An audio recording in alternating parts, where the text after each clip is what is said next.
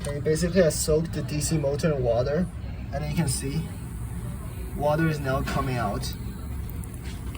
Okay, we can measure the flow rate.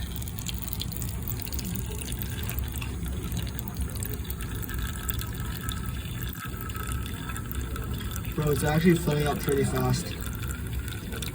Let me just add more water to the original tank.